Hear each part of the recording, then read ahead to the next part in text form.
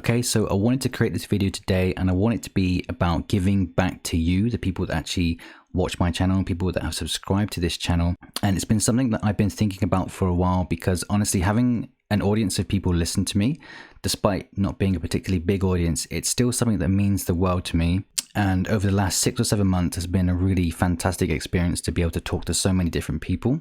And it's one of those things where I really don't want to take this for granted. And I've been trying to decide what the best way that I can actually give something back or create something that offers immense value for people that watch the channel or subscribe to the channel, which has led me to go through with something that I've been considering for quite some time now, and that is creating a Facebook group. Now, obviously, I know that you are part of a few Facebook groups already, and that's great. I'm a part of those as well, probably, and I think they're a fantastic way of sharing ideas and getting your questions answered and all those good things. But what I had in mind here was to create a Facebook group of very like-minded people. So not just people that are interested in publishing. Obviously, the focal point of the group for now would be about publishing. However, what I had in mind was something more ongoing, something that grows, and having a community of people that aren't just looking at what's in front of them right now, i.e. publishing, but also looking to the future as well. So everything we've been doing on publishing is to make money, right? But there is so much more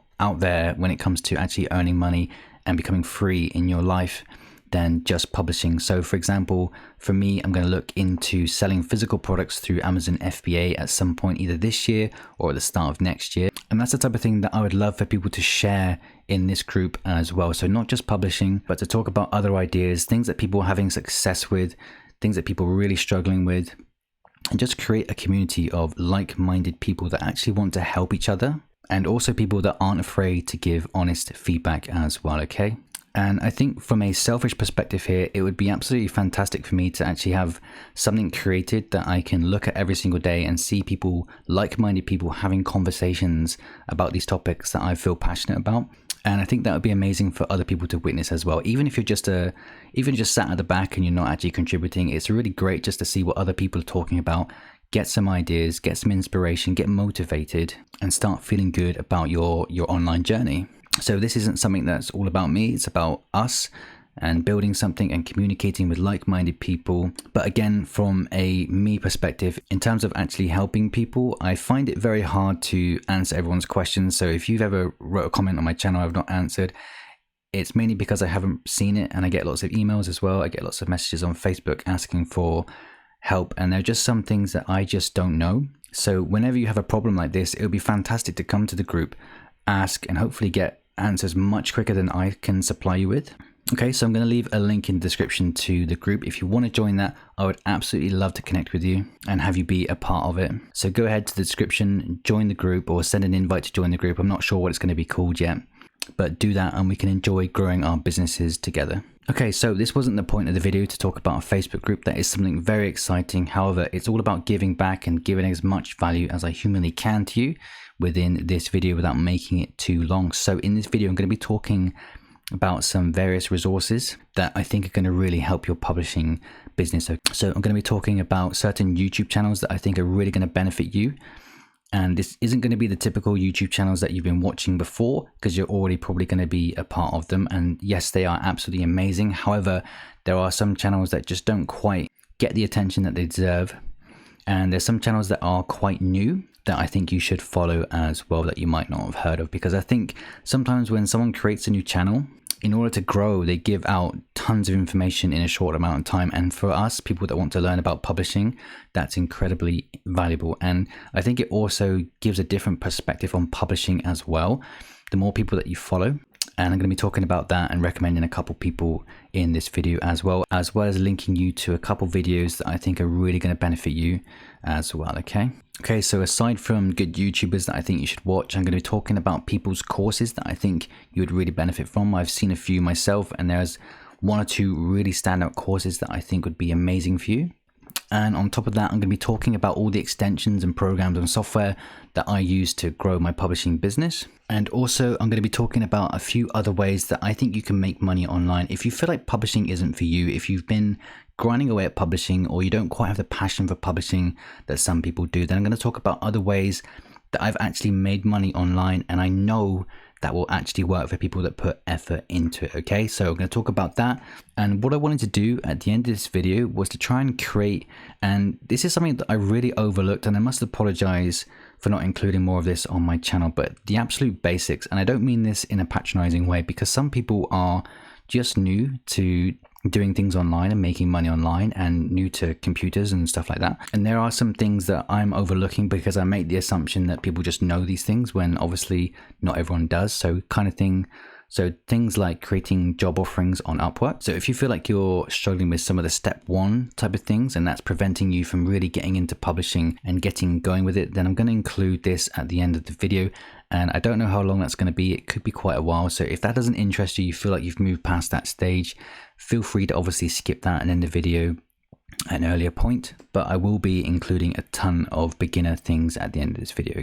Okay, so that leads me on to actually start this video and to talk about the YouTubers that I think you should follow.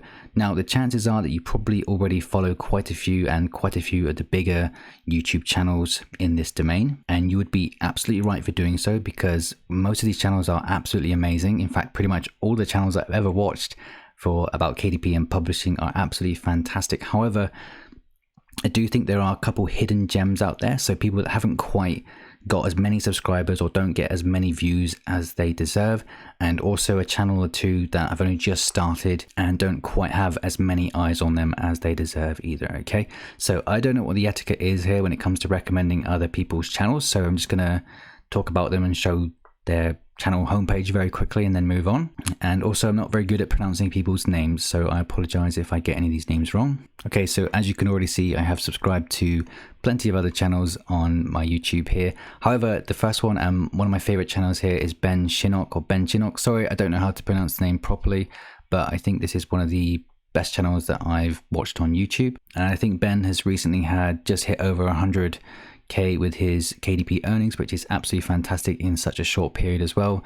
He knows what he's talking about. If you're not following him, I would recommend that you follow him. He has a great way of describing things and explaining things to people, and yeah, I think you'd really benefit from watching him. Okay, so my other favorite channel that I love to watch is the Life Graduate Publishing Group, which is hosted here by Romney Nelson, as we can see, and I've watched a load of this guy's videos. I think the channel is very new. He's already got 1,250 subscribers, it looks like, and I absolutely love watching his content. I think he explains things very well. He's having so much success with publishing, and I believe he's had some failures at the start of his publishing journey as well, which makes his channel even more incredible. And yeah, let's not dwell on these people too much, but I think definitely watch these two. Absolutely amazing. I hope that they continue to grow, and I'm sure that they will. Okay, so that moves me on to a video that actually has Romney from the Life Graduate Publishing Group in it. So this is a video on Abdollah Sabiti's KDP YouTube channel, and the video is an hour long, and it's an interview between Abdollah and the Life Graduate Publishing Group.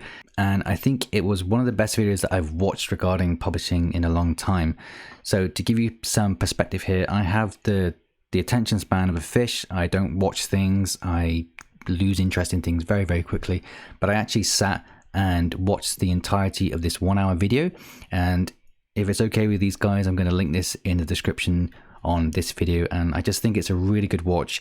If you have a spare hour in your day, I would watch this video because I think it's really good. And it's on Abdullah's channel, who has a good channel himself. He's growing, he's learning new things, and he's having a good chat here with the Life Graduate Publishing Group guys. And yeah, I just think it's really helpful to watch two publishers actually talk to each other, exchange ideas, talk about their failures and successes.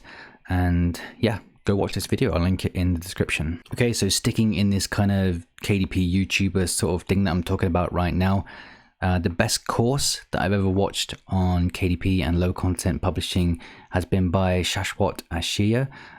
Again, I'm really bad at pronouncing names, so I'm sorry if I've just butchered that. But he has a really great course basically, and it's one of the few courses, I've gone through quite a few, and I only really bought his course just so I could watch the advertising part of it, because obviously I'm trying to learn about advertising myself and get into that more. But I ended up watching pretty much all of it, and I loved the way that he explained things and described things, and there was no guessing, no guesswork in there whatsoever. It was all do this, do this, do this, and it all made sense. And yeah, he has a great channel as well. But specifically his course, which is nclpublishinggroup.com, was really excellent as well. I'm not affiliated with this. I've never spoken to him before. In fact, I've never really spoken to any of the other YouTubers here that much, other than an occasional comment here and there. But yeah, this is my thoughts on this side of things. And I do think following these people, watching the videos and checking out maybe this course is really going to help you with your publishing journey. So obviously that's just my opinion on other YouTubers and the courses and whatnot. I know that there are so many amazing YouTubers out there, so many amazing videos and great courses. But for me, I'm very specific about the things that I absolutely love. And I love I love people that get straight to the point, make sense, think mechanically, and actually teach you how to get results. And I think these guys are the absolute best for that. Okay, so moving on here, and what I want to talk about in this section are the tools and websites that I've been using to help me grow my publishing business. So this might be some paid things include here, but most of it is going to be free. And I think a lot of these are absolutely vital for having when it comes to your publishing business. So I'm going to go over these very quickly. Okay, so the first one that I use here is Amz Suggestion Expander. So what this does when you're doing your niche research, when you're searching for things, when you start typing something into the search bar on Amazon, what it does, it basically just gives you more ideas for things that people are actually searching for. So if you typed in just cookbook, typically you would just get one set of results here, but with this tool, with this extension, you're going to get all these other suggestions as well, and that's incredibly helpful when it comes to doing your niche research. Okay, so that's free, you can use that. And the next big one that I use is DS Amazon Quick View. So what this one does, and I spoke about this probably a million times on this channel already, it basically lets you see the ranking of the product without you having to actually go into listing. So typically to do your niche research, you might be coming into the product listing here, scrolling all the way down and finding what the BSR, the best sellers rank for this product is here. So you don't have to do that. You can just download DS Amazon Quick View and you'll see it on underneath the listing without having to actually go into the listing itself. So that saves you a ton of time when it comes to your niche research.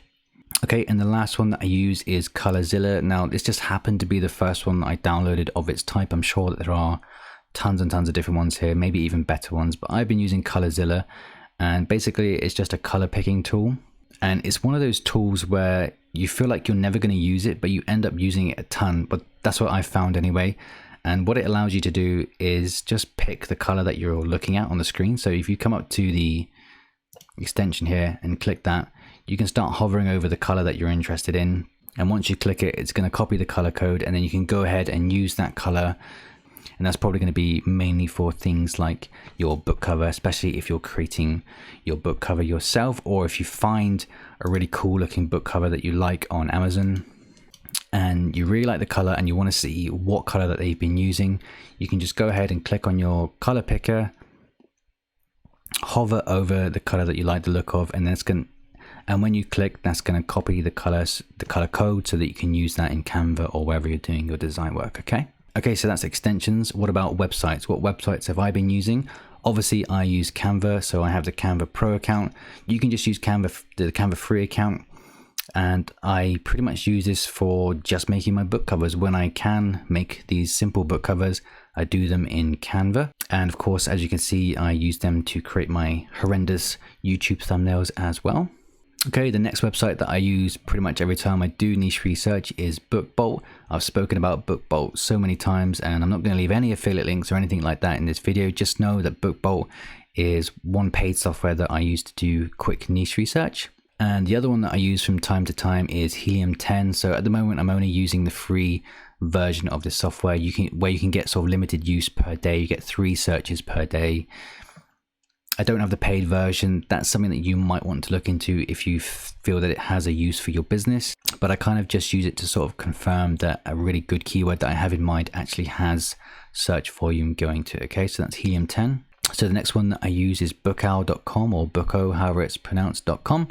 And this is for those of us that want to really quickly find out the dimensions that we need to use for our covers. So it's really easy to use. Just head over to bookowl.com anytime that you need to generate a KDP cover. It's going to save you a lot of time and a lot of headache when it comes to doing these calculations. So it's really easy to use. You just come over to this section here, the KDP cover template generator. You just type in the width of your book, the height of your book, the page count, the paper type. You don't need to put these ones in here, and then just put your email address in, and then it's going to send you a template. And then on that template, you can just scroll in. Obviously, I don't know if I can show you here, but you can scroll into this part here, and that's going to show you the page layout size that you need to put into Canva whenever you're creating your book covers, or whenever you're outsourcing your book covers or whatever. It's just really helpful. Use it. Okay, so the next website that I use is Upwork.com, and I use Upwork.com to outsource pretty much all of my interior work. So at the moment, for example, I'm producing quite a few coloring books, and I try and find designers from Upwork.com to do the work for me. I find it to be the easiest place to actually hire people and get lots of different type of people applying for my jobs, and I've had some really good success with it. I have some pretty bad horror stories from here as well, where people have tried to rip me off, and I think if you've been using Upwork for a while, then you'll know that it can be a place where you need to stay very safe and do your checks on all the work that you get back. But I don't know anywhere else that is as good and as big as Upwork. So outsourcing, I use Upwork.com, and for doing covers, I mainly go through Fiverr.com.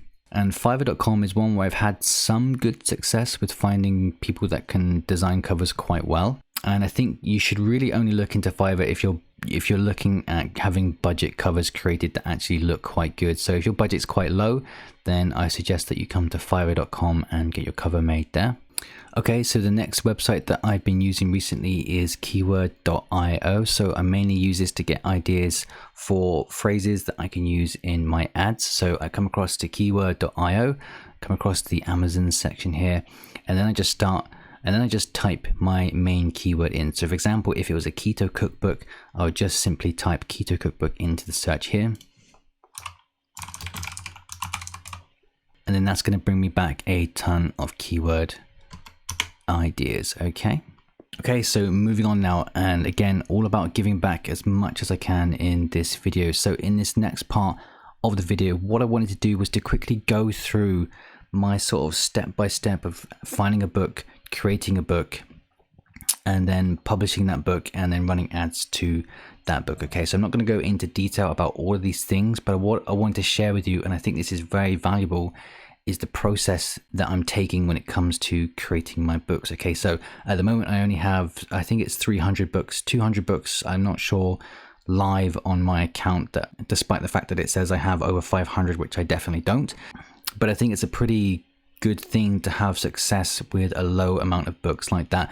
And that's the point of this part of this video, is to share what I'm doing that makes my success rate when it comes to uploading books quite high. Okay, so if you're interested in this, then carry on watching. And if you're one of these people that's banging out hundreds and hundreds of books, maybe even thousands of books, and not seeing the results that you want to, then maybe this will help you shift your mindset to the point where you won't have to create that many books. Okay, so let's go over this step by step right now. Okay, so obviously step one is going to be finding a niche. And what we want to do is to find a niche that has traffic going to it. Okay, so buyer traffic going to this niche. Okay, so let's not worry too much about saturations, saturated niches and things like that. We're just going to go through the kind of brief step by step as to what I think is going to help you make sales. Okay, so finding niches is actually the easiest part of your Amazon pursuits.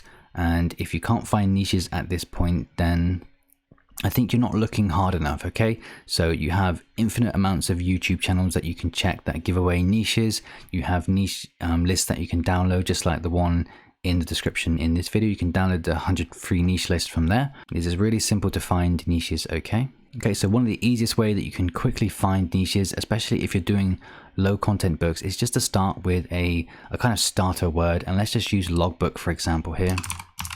Okay, so once you have this kind of seed keyword, logbook here, let's use that for example, you can just scroll through and start looking for independently published books.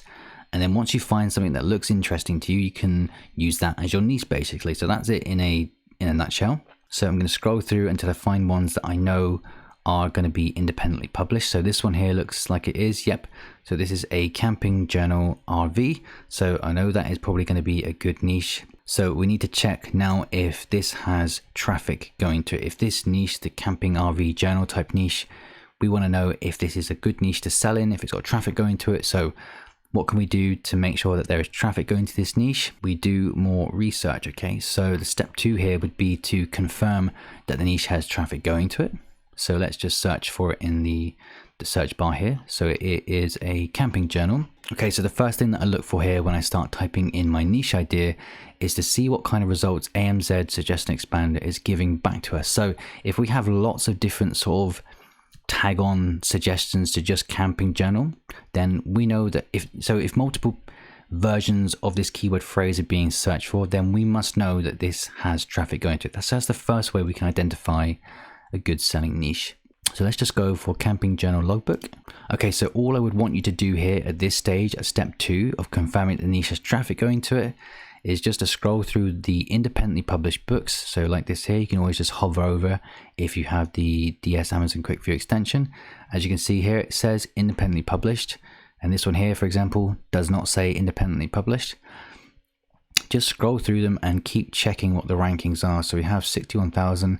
Obviously, the closer this number is to 0, the better. So we have 109,000. So we're looking at similar niches here, 600,000, 200,000, 110, 200. So I'm at the point now where I kind of just look through the front page and I just kind of, base it off of how well things on the front page are selling. If I'm doing something slightly higher content like a coloring book, then I will do more extensive research and sort of check how much competition there is and things like that. But if you're doing low content books like this, I wouldn't overcomplicate it. Just do it once you find that it has traffic going to it. So how do I know that how do I know this niche is hot other than the Amz Suggestion Expander giving multiple suggestions? Is because we have books that are ranked pretty well on the front page here for similar types of book, okay? You don't need to overcomplicate this. This is a niche that has traffic going to it, okay? And there are way too many just formulas and sort of criterias out there that people put out that you need to have X amount of reviews and X amount of competition and all that type of thing. It just leads to this analysis paralysis type of feeling, and we just end up doing nothing. So just go through it and make sure the rankings look quite low. I would say if most of the independently published books on the first page have a ranking of over like 500,000, then maybe you want to look for some other niches. But I'm looking at these ones, 61,000, 21,000, 110,000. That looks pretty good to me, okay? Don't overcomplicate this part. Okay, so step 3 is going to be deciding what the thing is that's going to help us stand out in front of all these other books, okay? So the obvious things that you can go for here are having a nicer front cover designed. You can offer more inside of the book, or you can offer a unique front cover that speaks to a very specific portion of this niche, okay? Okay, so for me, for my low content books, what I like to do to stand out is obviously I try to have a nice unique interior. Now that we have this A+ content where we can show off our interiors, I like to have a unique interior made, and then aside from that, I like to have a unique cover made as well. And by unique cover, I mean I like to have something on my cover that is related to the niche, and it's just got to be kind of clever. It's going to be kind of different, kind of funny, but it's got to make sense to the niche that you're in. So for example, this one here, I really like this. It's the niche that we're looking in, the RV travel and camping journal. It's in the niche we're looking at, but it has this "not all who wander are lost" quote at the top here. So I think that's a famous quote. I'm not quite sure, but it makes sense for the niche that it's in. It's probably the first person to do it, and it's making sales. And yeah, that's the sort of unique spin that I like to try and put on my books. That doesn't mean that you can't just upload a book that has RV and camping logbook and it won't sell. However, everything that I do, I like to try and optimize my chances of making sales. So a big mistake that I think people make when it comes to uploading books that kind of just look like everyone else's books is that they see something like this selling where it's just an RV logbook. It's nothing, the design is quite nice, but the thing on the front just says RV logbook. So people think, well, I can just upload a book that says RV logbook on it as well. But what we're seeing here is like the best of the best, like the people that have maybe done it first, people that have ads running to it. So you need to be a bit more unique than just putting this. Like this person hasn't just got lucky, they probably put a ton of effort into the interior as well. So don't make the mistake of thinking that uploading generic books with just these kind of keyword covers is gonna help you stand out. But again, it doesn't mean you won't make sales with it. I just think it is much easier to be original with your ideas and stand out that way. Okay, so moving on now, you got to go to step 4, where we're going to have the interior made and the front cover made. So of course I use Upwork.com to hire people to do my interiors. And again, if I was making a RV journal, I might want to make this unique and have something inside it that is related to the niche itself, so camping and things like that. Just try and make it unique, have some pattern in there that is related to the niche. And again, we've got A+ content where we can show that off, and it's really going to hit home with people that love camping, for example. And then of course we can use somewhere like Fiverr.com to have our covers made if we feel like we can't do it ourselves. If we feel like it's something that we can do ourselves, then we can go to Canva.com and create a cover that way. If you don't have any design skill, then you can create simple covers like this here. But again, I'm saying don't copy anyone's ideas. Don't put, and so the adventure begins because you've seen someone else do it on their camping journal, for example. You need to think of something unique yourself. Okay, they're the first person to do this. They're the ones going to make sales. So you need to be unique yourself, and then you can be the first one that's done the thing that you've done. Okay, and then you can hopefully make sales that way. Okay, so that moves us on to the next step of actually uploading those contents into our publishing account and publishing the book. Okay, so obviously I'm not going to go in detail into this, or the video is going to be incredibly long, but that's the next step, is to obviously actually publish the book. And then from there, the last step that I would take is to run auto ads to your book. And then once you've started running auto ads, you got to let that go for a while. And then from there, what I've been doing lately after running the auto ads is to take the keywords from those auto ads that are converting well or making sales at the very least, and then creating manual ads around those keyword phrases themselves. Okay, so you kind of end up having two different sets of ads running for the same product. And yeah, that is my entire process in a nutshell of creating a book, creating a unique book in a hot selling niche, and then running ads to it and hopefully making sales. And a big thing you need to remember here is, just because you've created this, you've done this, all these steps, doesn't mean that you're going to make any sales with your book. Okay, and one thing that you really need to take into consideration is that only a small amount of your books are going to make most of your income. So there is some kind of 20-80 rule, I can't remember how it goes, or 80-20 rule, whatever it is, where 20% of your books are going to make 80% of your income. Okay, so it just goes to show that volume is a factor that you do need to take into consideration when uploading books. So if you're at the point where you've uploaded 20 or 30 books and you're not seeing many sales, don't get demotivated. It's very, very normal. Okay, keep learning and you'll eventually start seeing those sales, I can assure you. Okay, so before I move on to the end part of this video, where I'm going to talk about some beginner issues that you might not be interested in if you're a bit more advanced, I just wanted to end this portion of the video by just giving 5 very random tips that you've probably not ever thought about before, but I think are actually going to be really helpful for you. So the first tip that I can give here, and this is actually really important, is to get honest feedback on your book covers. So when it comes to getting feedback on your book covers, I do think that is quite important, because obviously you're just one person and you don't speak on behalf of multiple people, obviously. So you go to other people to get their opinion on your book covers before you have it uploaded onto Amazon.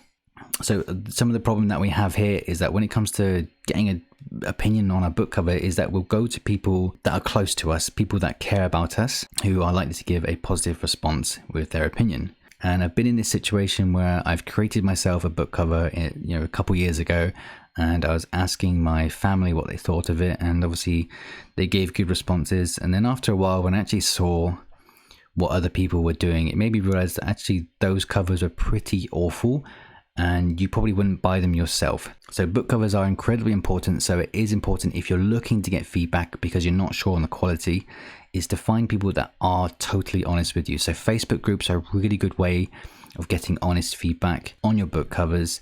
And if you aren't getting the response that you want in terms of the quality of your cover, then you need to accept criticism for your book cover. Okay, so if the majority of people are telling you that your cover sucks or isn't that good, then you maybe want to rethink what you're actually going to upload onto Amazon. Okay, so the next tip that I can give here, and this is something that I spoke about very briefly throughout the earlier parts of this video, is to not assume that just because someone has a simple looking cover like this here, don't assume that if you make something similar that it's going to make sales. Okay, So I think this is actually quite a big mistake that a lot of people are making, is that when they're doing the niche research, they come across these books like this here and they see that it's ranked like 2000, therefore it's making hundreds and hundreds and hundreds of sales, and oh my god, it's just a notebook with the word notebook on it. But the problem is here, you're seeing these books on the front page of Amazon ranked for extremely competitive keywords, and the chances of you creating something similar to this, something really simplistic, something that's so easy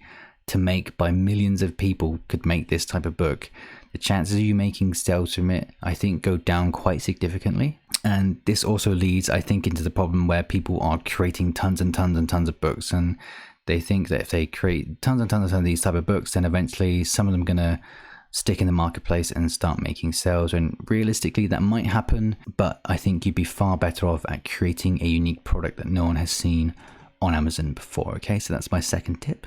Okay, so random tip number 3 here would be to stop worrying about how other people are doing on Amazon publishing. So I think when people talk about their income, it comes from a good place where they want to motivate people and show what is possible to achieve from publishing. However, I do think some people get disheartened when they are uploading lots of books. They're putting their heart and soul into this business and they're not seeing similar results. So we're all at different stages. We all have a different grasp when it comes to earning money online. We all do things at different paces and speeds. We all have different opinions, and sometimes that's going to result in us seeing slower results than other people. Okay, so that's my third tip there, would be to not compare your business to anyone else's and just go at your own pace, learn at your own pace, and focus on your results, because I can assure you that there are so many people that aren't having any luck with Amazon.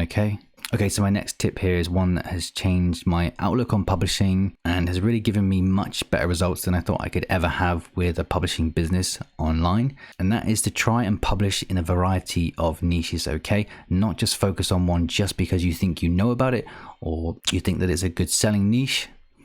No matter what, I would always try and diversify and look at multiple niches, look at selling in multiple niches. Spread yourself out across Amazon as much as you can, and eventually you're going to find things that work for you. So when you do this, and I can give you an example here, I created coloring books a couple years ago when I started this. I created 4 or 5, I think, and I had pretty much no sales on them. It was really disheartening. I created some of them in good niches. I thought the quality was really good, and then I thought I'm not having much luck with that. Took a little break and then came back and tried a different niche, which was kind of like the sort of would you rather books where they asked the 2 questions, would you rather do this or this? I'd give that a go, and I started seeing some sales of it. It wasn't like incredibly good or anything life-changing, it was just good. And then from there I moved on to another niche, which was kind of like short stories, and then that's when things started to really pick up and I started to make sales with that. Okay, so once I started making sales with that, and once you start making sales with any type of niche, I would recommend that you just go for that niche much harder than you were before. But again, you can carry on with the variety and diversifying, but if you find a niche that you're making sales in, then that means you're good at that. Then you need to double down on that and keep working on it from there. Okay, so my next random tip here would be to always check for trademarks and things like that. Okay, so the website that I've been using is this one here, which is uspto.gov/trademarks/search. You can come here. Every time you create a new book, just do this just to be safe. Click on whatever I just clicked on then, and then come to basic word mark search, and then come across here to live, and then just start typing whatever word you're concerned about. Okay, so if you have any doubt whatsoever, just come here, just double check and make sure that you are okay to use certain things. Okay, so once you search for it, you're going to get greeted by this here. Now, I think obviously this is not legal advice or anything like that, so don't listen to me whatsoever.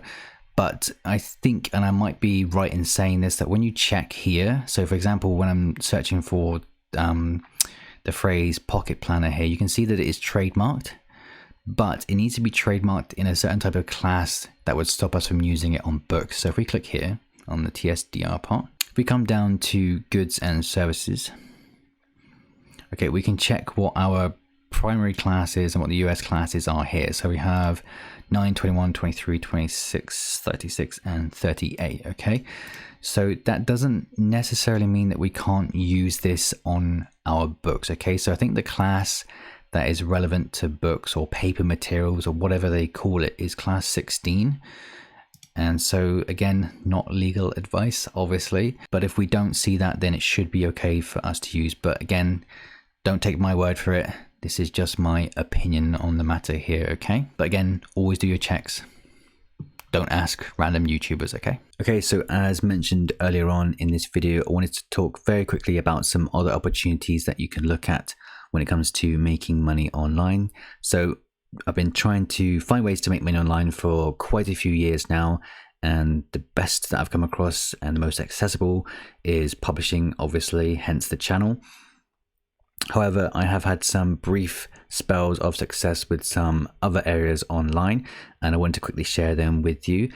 So if you feel like maybe KDP isn't for you and you're not particularly passionate about it, or you're not getting the results that you desire and you want to try something else, or if you have lots of spare time and you want to work on another business on the side, then I think the ones that I'm about to mention might be a good fit for you. So the first one that I had, other than publishing, that I had quite a lot of success with last year was on Etsy, so print on demand products on Etsy. And I think if you can get into Etsy before Christmas, then I think you're good to go in terms of making some sales.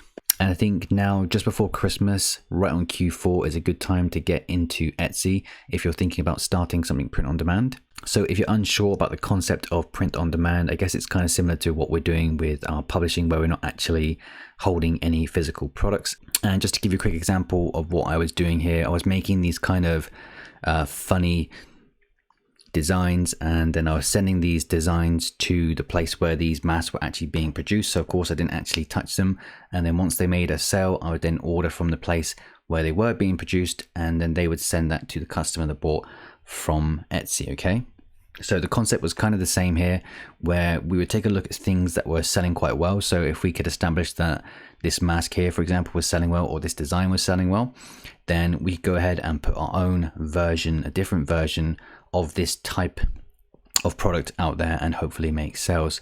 So again, I had quite a lot of success with these kind of black designs with just the white text on them with a funny phrase on the front that I thought up myself. So for example, I think I took something that said, it was like the mask goes over your nose. I think this was quite common. A lot of people were uploading this exact phrase onto Etsy on their mask. But what I did was to take that phrase and then change it into something slightly different. And I think I had something like, don't be an idiot, put the mask over your nose, or something. It was just different. And yeah, that mask in particular sold like crazy during November and December, I think it was. And I think what's great about Etsy, and why you might be interested in Etsy, is because you can kind of take your publishing attitude and transfer that to Etsy. So like I keep saying on this channel about looking at existing things that are selling and then making your own unique version of them, so that you're the first person to have done that type of design. The same thing applies for Etsy if you're doing print on demand, and you'll find what people are doing, and it's going to be the same for publishing. They put out the exact same designs that everyone else is doing, and they wonder why they're not making any sales. Again, it's all about being unique, and that's why Etsy is a great option. Okay, so the next one that you might be interested in getting into is Amazon FBA, so sourcing physical products and selling them. This is something where you need to have money to get going with it, and you need to have some significant cash flow. And I tried this a few years ago when I had a very, very low budget of around £100, and I tried to make it work. And unfortunately, the cash flow just led me to not being able to restock, and eventually I kind of just gave up on it. But I did have some success with it. I sold pretty much all of a certain type of product. Actually, the first one that I sourced was these mosquito bracelets. So mine is not on here anymore, obviously, because it's out of stock and it was years ago. And obviously I can't get into too much detail about this because I've not had immense success with this myself, but just know that FBA is definitely a business model that can make money. Okay, so next up is Udemy. And of course I sell my course through Udemy. But with this, obviously, you need to have something that you can teach to other people. But I think it's one of those things where if you actually look deep enough into your own sort of knowledge base, you can find something that people are going to be interested in listening to and learning. So for me, obviously, it's publishing. But for you, it could be a whole host of things. There's so many different types of categories out on Udemy. And the good thing here with Udemy is that you're going to get most of your sales from organic traffic on Udemy, just because it is like the the go-to platform when it comes to learning things, learning courses online. The bad part here is that you will only ever, like 99.9% of your sales are going to come when your course is on offer. So as you can see here, there's an offer on at the moment for $14.99 for most courses. They have offers on all the time. So when your course goes back up to its original price of like 60 quid or $80 or whatever it is, you probably won't make any sales. And when you do make sales, it's like $14.99. But even then, your commissions for that are going to be so low that you're hardly going to make anything per sale, just a few dollars per sale. But of course, with that, you need to rely on getting lots of sales in order to make decent money from Udemy.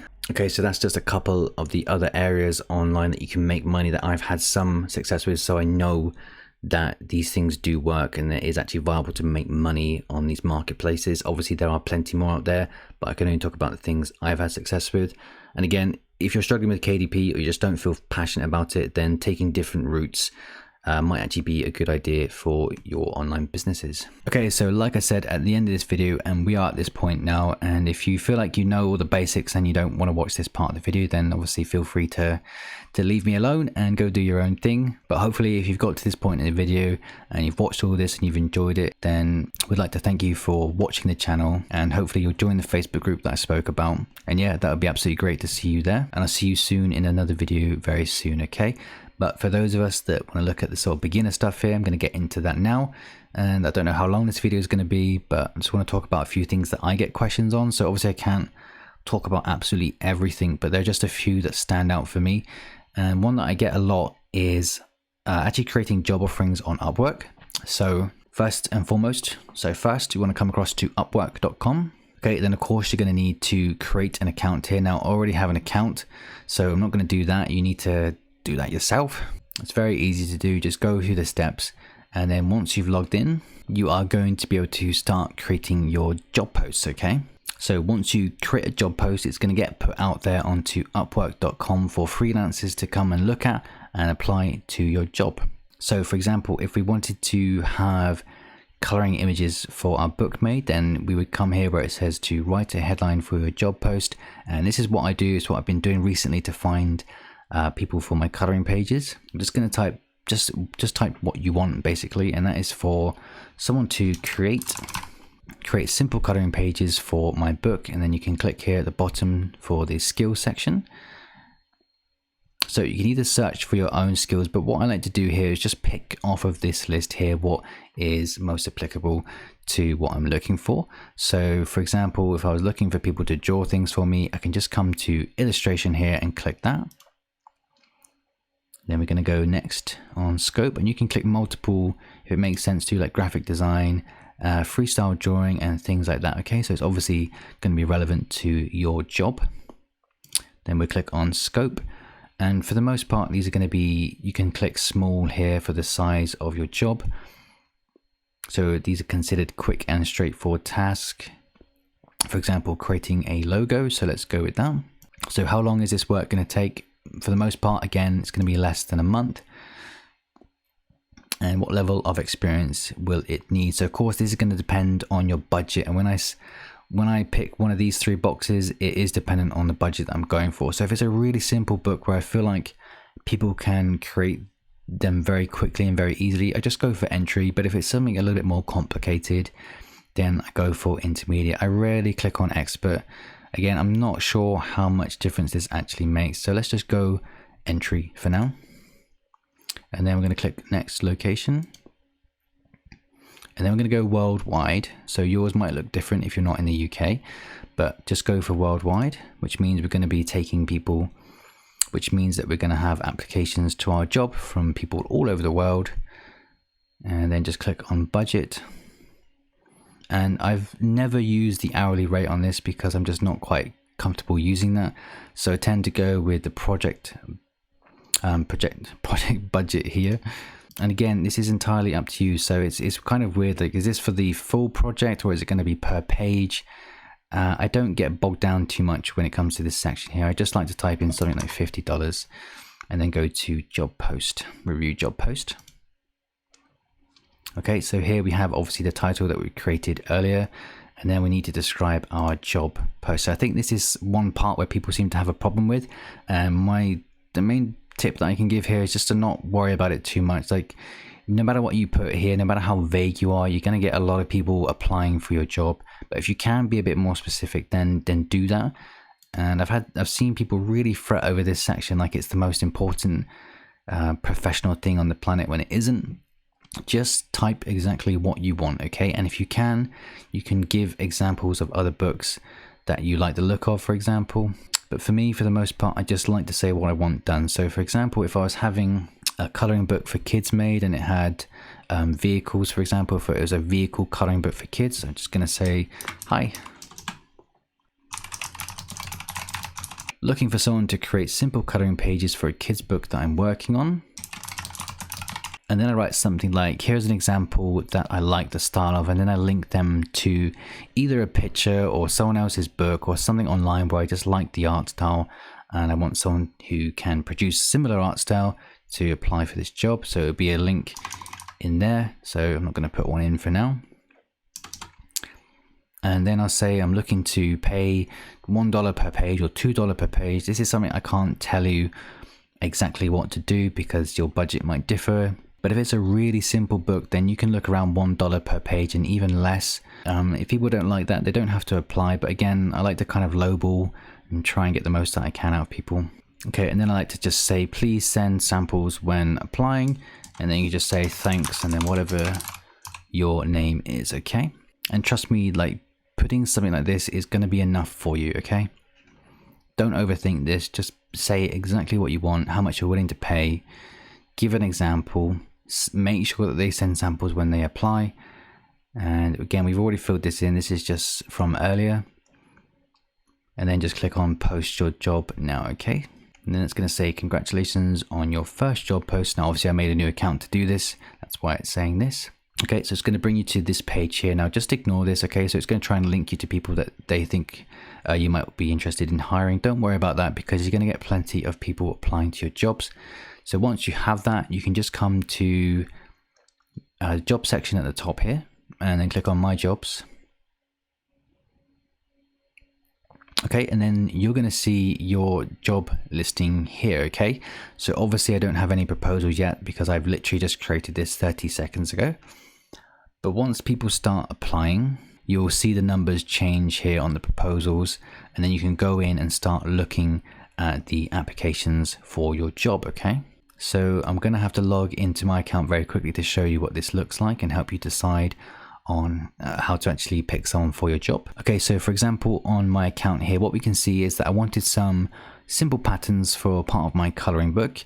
And I posted this 3 hours ago. I've not actually got as many proposals as I thought I would, but as you can see, I tend to get quite a few and I've been messaging people, as you can see here. So you're only going to have one at the moment probably, but what we can do is when we see the proposals is just to click them, just click here.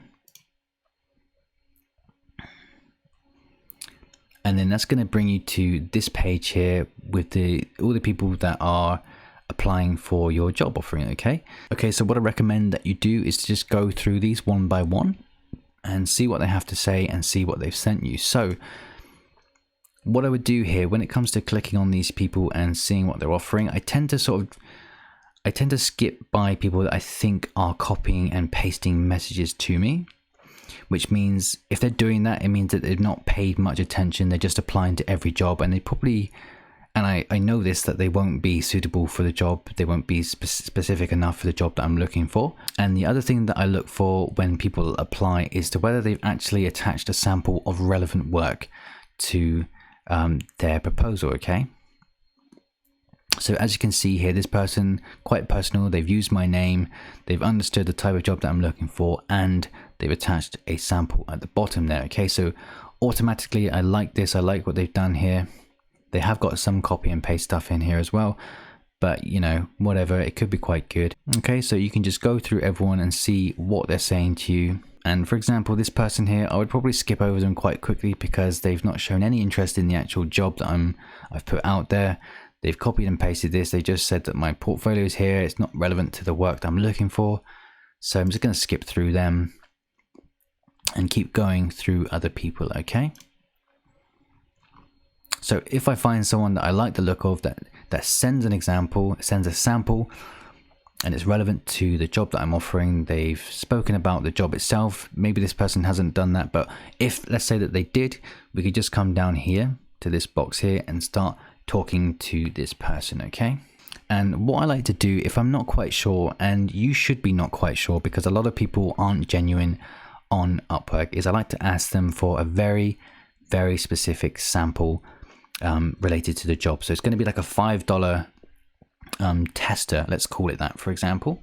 Okay, so what I like to do here is to make sure that I'm very specific about the sample order that I'm going to go for. So I'm not going to pay $5 per image for very simple work, but $5 to sort of get that reassurance that what we're using, that what we're buying from this person is going to be unique. I'd be very specific with what I'm looking for. So I'm going to say, can we do a sample order? $5 for a tractor that's being towed by a dinosaur. So the chances of someone being able to find a picture on the internet of a tractor being towed by a dinosaur is very low. Okay, so that means they're going to have to design this themselves. They're going to have to use their brain and their art skills to create this. And then I'm just going to send them their message, and the chances are that they're going to say yes to that. And once they said yes to that, you then need to start a contract between you and them. Okay, so if it was this person here, for example, we could just come back to this page and click on hire. Okay, so it's going to put in your original price for your project here, which was $25. What you want to do is change that to $5, and we're doing $5 because it is the absolute minimum. So as you can see, we can't do $5, no less than $5. Okay, so $5 for this sample picture. And again, you know, if you're really tight with money, you can say to them, this is just a sample order, and you know, this will be factored into the other images that I order from you. So they would then go ahead and create the other images, and then you subtract the $4 or whatever it is to make up the difference. Okay, so you're going to deposit $5 for the whole project, and then you're going to type in the due date. So that's going to be pretty close, I'd imagine, to the date that you're on. So maybe, you know, a couple days or a day for them to do a sample shouldn't be too hard. And if they can't do that within a day or two, then the chances are that they're going to take a very long time to do your job, and you might want to consider someone else instead. And then you can just come all the way down and click yes, I understand the agreement, blah blah blah, tick that, and then hire that person to do the sample. Okay, so all that's going to be sort of tracked in your messages up, and once you start communicating with people and start creating contracts with people, it's all going to be saved up in the messages, the communications between you and them. Okay, so once you've done that, they've delivered you a sample, then you can go ahead and hire them or create a new milestone for the full job. Okay, so once they've completed that sample of their work, they're going to send it to you. You're going to be able to see that in your messages here. It's going to give you a notification as well on Upwork, and you can check that, check the quality of it. And what I highly recommend that you do, even if you're absolutely convinced that the work is unique, I would always do some sort of check just to make sure that this image hasn't been taken from the internet. And what you find sometimes when it comes to having designs made, so illustrations and graphic design, things like that, you'll find that some people they find a way to sort of trace existing things off the internet, which is actually, I believe, to be an infringement of people's copyright. So you can't do that. And what you should do is do your checks online. And what I like to do is come to Google and just search for image plagiarism checker, and then come down to this one here, which is the duplicate checker reverse image search. Click on that. And then from here, what you can do where it says upload is to upload the sample of what they've sent you to here. Upload it into here. It's going to come up in this box here.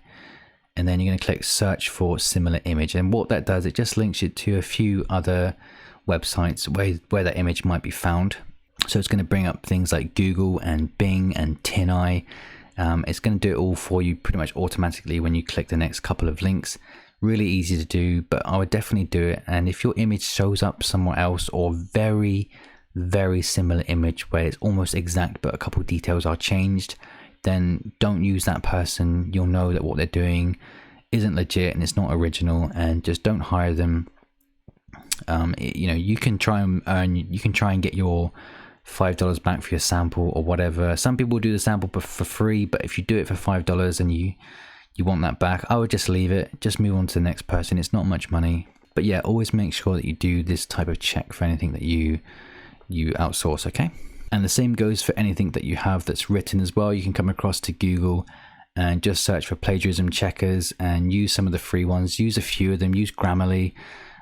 Just copy and paste some of the text in there to make sure that it's original and not taken off the internet. Very important that you do that, okay? Because you don't want anything that, Amazon can find that is freely available on the internet uploaded into your book. Do it. Very important. Okay, so the next question that I get asked about quite a lot is creating your own book cover. So I'm not going to go like massively in detail into this, but I want to show you how you can do it, and just to make sure that you have the right sizes and just to make sure that you have the right sizes and all those type of things sorted out before you start actually creating your designs. Okay, so if you're creating book covers yourself, then I want you to make sure that you use something like Canva. If you're not good at designing, then just use Canva. You can use their free account and make some really cool designs. Okay, so one of the things that people get wrong, and I get asked quite a lot of questions about, is the dimensions and sizes for your book. Okay, so when you have a book made, you need to know what size you're going to have the pages. Okay, so you have plenty of options on Amazon as to what size you want to go for. The most common ones are things like 8x10, 8.5x11, and 6x9. So first and foremost, you need to know what size that's going to be, okay, before you start creating your book cover. And you can always do that by coming into Amazon, into your Amazon account, creating a new listing, and just going through the size options in there. So if you're unsure, just come into your account, create a new listing, or go into an existing listing and come down to the print options here and just select a different size here on the trim size. So this is the sizes of your pages, and these are all the sort of standard sizes that Amazon use. Okay, so for most of my books, I'm 6x9, 8x10, and 8.5x11. Okay, so if I want to make a coloring book for kids and I want it to be, let's say, 8.25 by 8.25, just as an example, or 8.5 by 8.5, then I need to know that first and foremost before creating my book cover. So we're going to have an 8.5 by 8.5 book made, and then from there we need to decide how many pages our book is going to have, because it all affects the size that you need to have your Canva design. Okay, so 8.5 by 8.5 with, let's say, 97 pages. Okay, so what we can do here is to come across to bookowl.com, and then when we're on bookowl.com, we come to the KDP cover template generator. Okay, then we need to start filling in this with the information that we've just found. Okay, so we were going to do an 8.5 by 8.5, I believe. So here we go. The width is the 8.5 and the height is the 8.5 as well, and we said that the page count here was going to be 97, and we just need to fill in the paper type, which I'm going to go for white because it's going to be a coloring book. We don't need to do these two here or this one here, and then you just need to put in your email address where they're going to send you this template, and then you need to put in your email address that they're going to send the template to. Okay, so you can email the cover template, and I've made a quick error here. I need to consent. Okay, you have the option to donate to them. I probably will at some point, but not this time. And then they're going to email you the template. Okay, so obviously you go across to your email and download that template. Okay, so once you find the email that Bookowl sends you, it's going to look something like this, and what you need to do is download this one here. Don't worry about the video here, but download one of these two here. I'm going to go with the PNG. So it's just two different file types, the PDF and the PNG. I'm just going to download the PNG. Okay, so once that's downloaded, I'm going to open that up. Okay, so what you're going to see here, and this is very important, and it's going to help you make sure you get the right size for your Canva design. You're going to get the full page layout size here. So, okay, so it's going to be the full cover size, including the bleed. It's going to be 17.468 by 8.75. So we're going to put those numbers into our Canva, and that's going to create the whole book spread. Okay, so not just one page, which is 8.5 by 8.5. It's going to create this whole spread. Okay, so everything needs to be taken into consideration, because if you have more pages, it's going to increase the thickness of the spine here, which is going to change the page size. So you need to do this and make sure you use this number up here. Okay, 17.468. So in Canva here, we would come to create a design and custom size. And then we're going to go for inches. And then click on create a new design. And then that's going to create the entire spread for our book. Okay, so what you can do from there is to make sure that you have some guidelines when you actually start creating it. So what you can do is to actually upload this template here into the Canva page that you've just created. Okay, so come across to uploads, upload media, and then click on device. Okay, so once you've uploaded that, you can just click it. It'll be on the upload section here. Just click that, and then it's going to load it in here, and then hopefully this should fit exactly into this space here, which it does. Okay, then you can start designing your book cover around this template. Okay, so one thing I would recommend once you start designing is to leave this here, leave the template here, but just click it and then come up to the top right here and click on the transparency and just lower it down so that you can start designing inside of this space. Okay, so another question that I get asked quite a lot is, how do I set up an ad campaign? So this is somewhat a little bit more advanced, and you need to really consider your budget before you start getting into ads. But if you're feeling comfortable, you've got some money to spend, you're ready to start sending ads, then what you need to do is just come into your account here. So you come up to your publishing account, come across to ad campaigns, and then click on learn more. There's other ways to do this, but this is just the way that I do it. Click on learn more. And then you need to pick from here which marketplace you want to be advertising on. So for me, I like to advertise on US, Canada, and the UK. So the first three, but let's just go with the US for now. Click that. And then that's going to bring you to this page here, provided that you've set up your payment details already. And then you're going to come to the top left here and then click on campaigns. And then that's going to bring you to this page, and you're probably not going to have any stats or books or campaigns running at the moment. Then just come to create campaign. And then you're going to use the sponsored product campaign type here. Just click continue. Okay, then you're going to give your campaign a name. So you need to make it relevant to the book that you're going to be running ads to. So make sure it's something you can refer back to. I just like to call mine pretty much what the book is and the type of ad that I'm going to be running to it. So it could be something like whatever the book is, so toddler coloring book and auto. So just so I know that this is the auto ad that I'm running, because I tend to run manual ads as well, and I just need to quickly differentiate between the two. Just saves a little bit of time. Okay, start date, it's going to be automatically set to the day that you start with. Daily budget, I have most of mine at $5. I don't know why I've got this at $5.01. Again, you need to decide what your daily budget is going to be. I can't decide for you. Targeting, we need to click on automatic, and then we need to select our campaign bidding strategy. So I think this is actually a new section here, so I'm not going to cover this bit that I'm circling now because I'm not quite sure. I need to go over that myself. But for the most part here, when it comes to the bidding strategy, I use up and down. Now, if you're really tight with your budget, I'd recommend just using down only. So if you do the up and down, it's going to raise your bid by a maximum of 100% in real time when your ad may be more likely to convert to a sale, and lower your bids when less likely to convert to a sale. Okay. So if you're really budget orientated, then just go with bids down. And then ad format, so you can just go with standard ad for this. If you go custom text ad, then you can write something underneath your ad. I've never really seen people using that or saying that it's making a huge difference to their ad campaign, so just go with the standard ad. Ad group, don't worry about that. I don't think I've ever created an ad group just yet, so you can leave that as it is. Okay, and then from here on the product section, when you scroll down, you're going to see a list of all your books, and it's going to have ad next to them. So just add the one that you're going to be running the campaign for. So if it was the toddler coloring one, I'd select that off of the list here.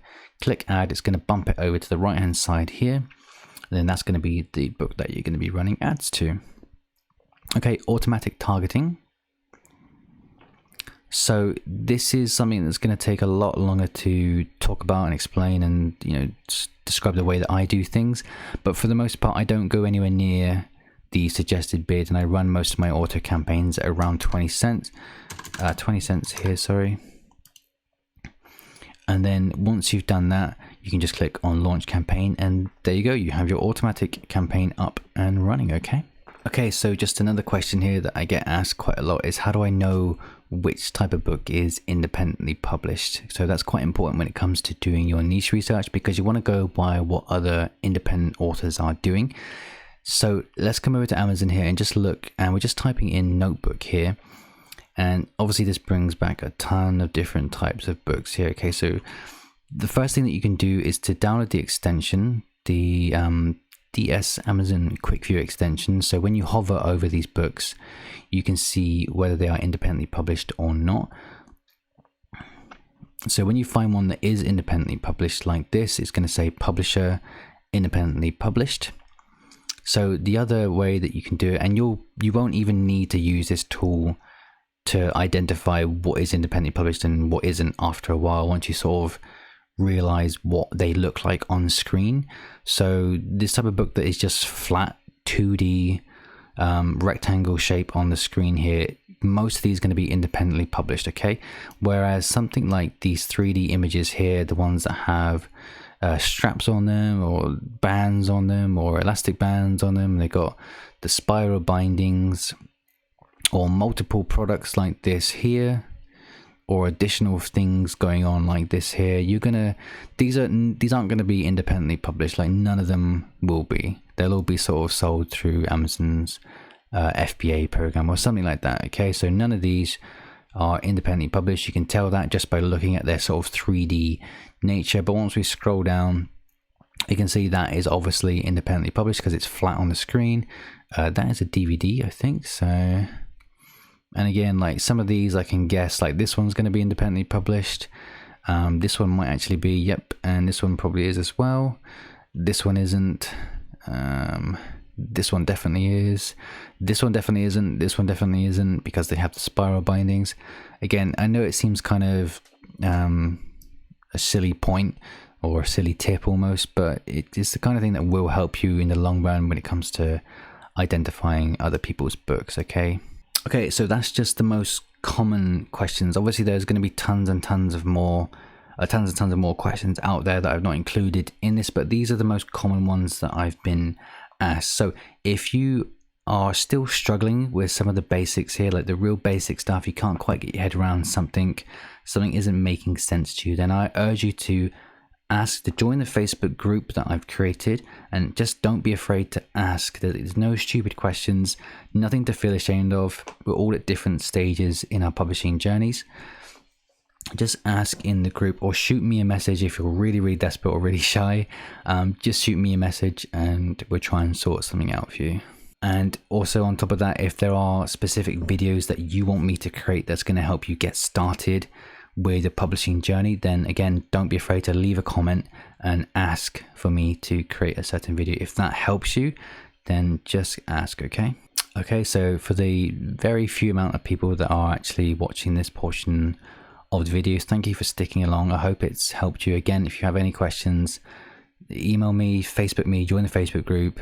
Let's get you started publishing. Let's sort all these things out. And yeah, thank you for watching. I'll see you very soon.